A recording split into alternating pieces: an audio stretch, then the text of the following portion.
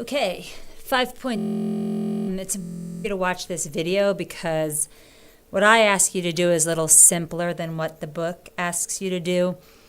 Back in the day when we didn't have technology available to us and we were trying to find zeros of functions, people came up with a few tricks. So the idea, what are the possible rational zeros? That's what questions 3 and 7 are asking you. Well, it was found in algorithm that if I take all the factors of 10, so what are those? 1, I like to list them in order. So they're going to be 1, 2, 5, and 10. And all of the factors of your leading coefficient, in this case is just 1, give them all positive or negatives, and then put all of these over all of these. So I'd have plus or minus 1 over 1, plus or minus 2 over 1, plus or minus 5 over 1, and plus or minus 10 over 1. So remember, polynomial functions are complicated.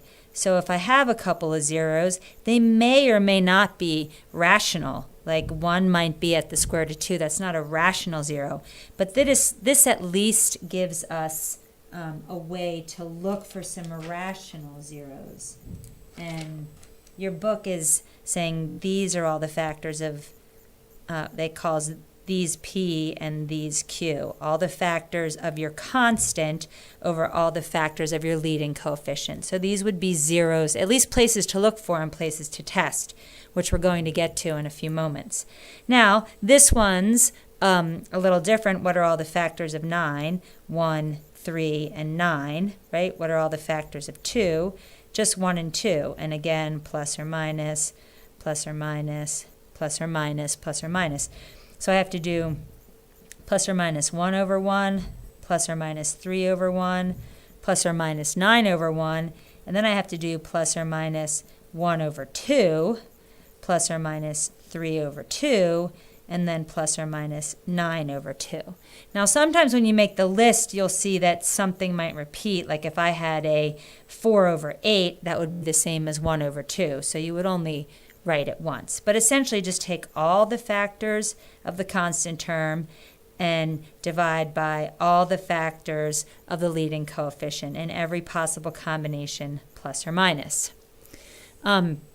So we'll take that into account, but I was speaking with Bella, and we were talking about what's the whole deal here? How do I know what this graph looks like? Well, again, we're going to look at things like if we know end behavior and we can find a couple of the zeros, then we can get a pretty good idea of what this graph might look like. We know there's a max there. We know there's a min there. We can try to find it. It's not necessarily symmetrical, but even just knowing end behavior and some zeros will help us home in on what that graph looks like. So here's what I am going to ask you guys to do. I mean, just show me that you understand this concept. We're not really going to use it. We are going to use technology, but we're also going to use some of those old skills of synthetic division. We're not going to use long division. So if I have this cubic x cubed minus 31x minus 30. I'm actually going to graph that on my calculator.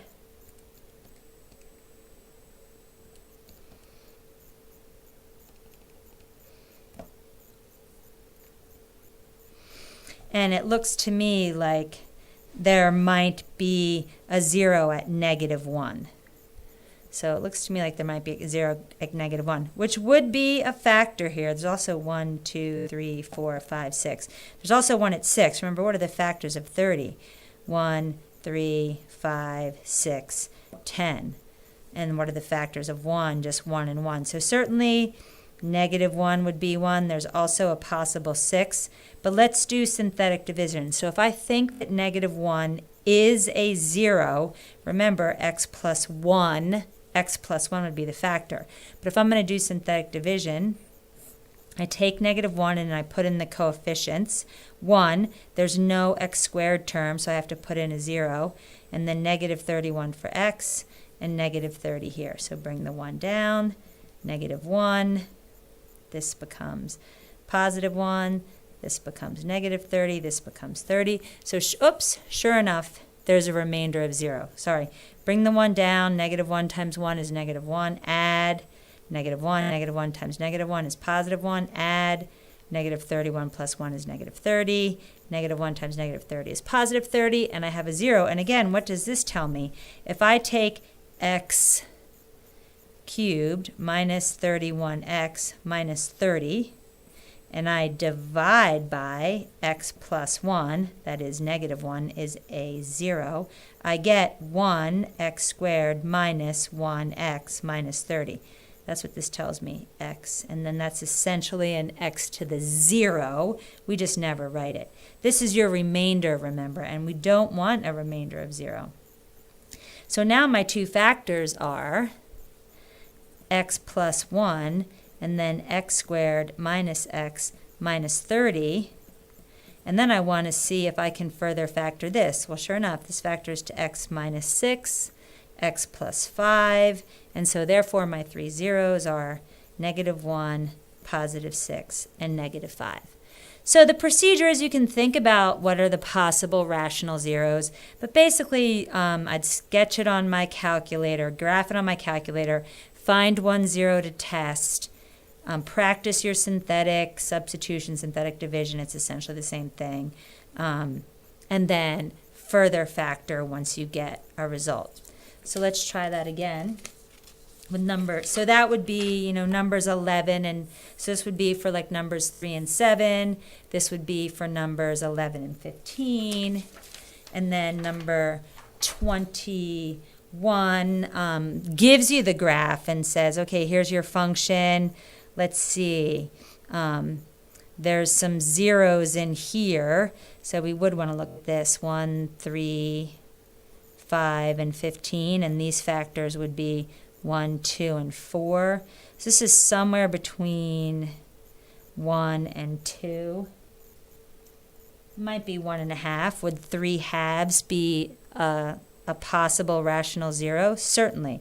So this is a bothersome one to test, isn't it? 3 halves. So 4. And it is a positive 3 halves, so remember my factor would be x minus 3 halves. I have a negative 12, I have a negative 1, and I have a positive 15. Bring the 4 down. 4 times 3 is 12. 12 divided by 2 is 6. 6 divided by 2 is 3. Times 3 is 9, so that'd be negative 9. This would be negative 10. 10 divided by 2 is 5. Times 3 is 15. And sure enough, there's my 0. So that's my remainder, remember? Or when you plug, this is synthetic substitution, when I plug 3 halves into the function, out comes 0, right? F, let me just remind you about that. F of 3 halves would be 0. And what am I left with? Again, x squared, x to the 0. So when my one factor is x minus 3 halves, my other factor is 4x squared minus 6x minus 10. I can help myself out by factoring out a 2. And I get a 2x squared minus a 3x minus a 5. Then I have to see if I can factor that any further. I have to have a 2 and a 1. And the only factors of 5 are 5 and 1. I'm going to put them there. So my outer term is 2, my inner term is 5. That somehow might give me 3 if my 5 is negative and my 1 is positive, right? 2x squared plus 2x minus 5x would give me a negative 3x minus 5. So what are my 3 factors? X is going to be, what are my 3 zeros? X is going to be 3 halves. In this case, x is going to be 5 halves. Again, that would be a possible rational zero, 5 halves, right? Set this equal to 0, 2x equals 5, divide both sides by 2, and x equals negative 1. Okay?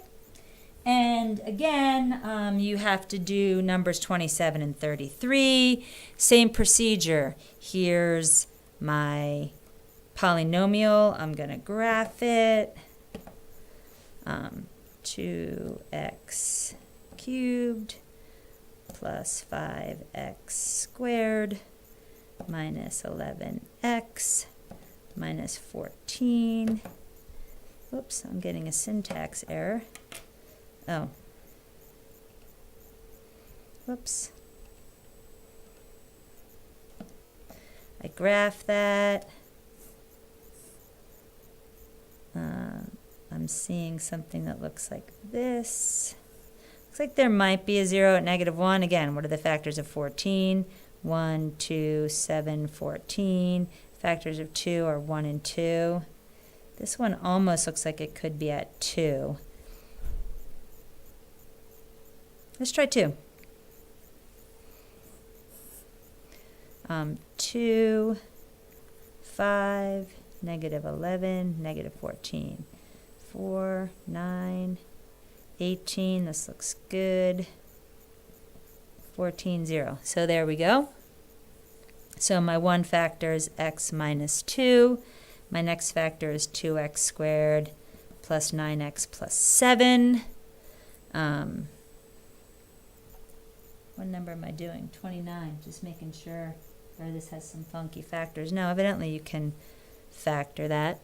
So x, if I couldn't factor this, I could always use the quadratic formula. Fun stuff. So 2 and 1, and I have to have a 7 and a 1 for this. And sure enough, everybody's positive. So that's it fully factored, and then my zeros are x equals 2, x equals -7/2, and x equals -1. So that's 5.6, and also actually kind of a review of 5.5, except I didn't show you how to do polynomial long division, which is just fun brain candy. All right, hope that helps.